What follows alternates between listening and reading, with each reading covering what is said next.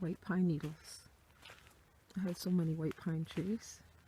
This guy's had a few haircuts. You can see the bottom and then the top, how long the needles are.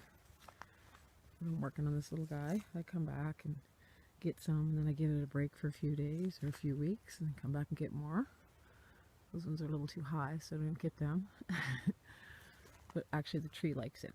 I don't cut the tree, I just snip. I'll show you what I do. Let's find a better tree. Let's find this little baby one over here that I was working on. It'll be a little easier for me to show you how I do it.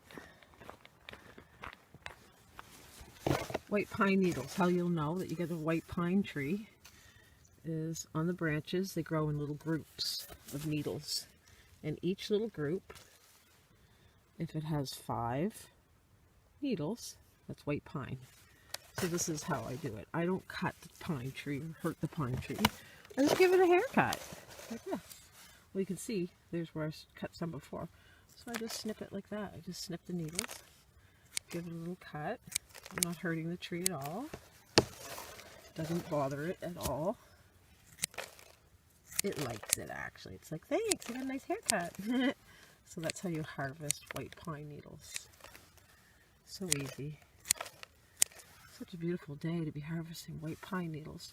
White pine needles are at their medicinal peak and strongest in the terpenes in the spring with the new needles.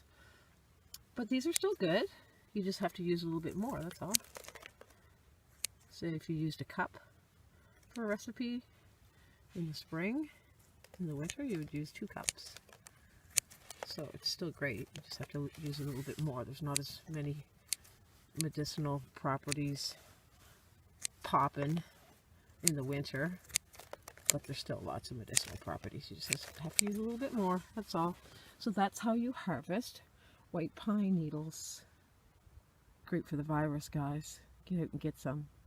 Be nice to your tree though, just give it a haircut. Don't actually cut the limbs and the branches and that off.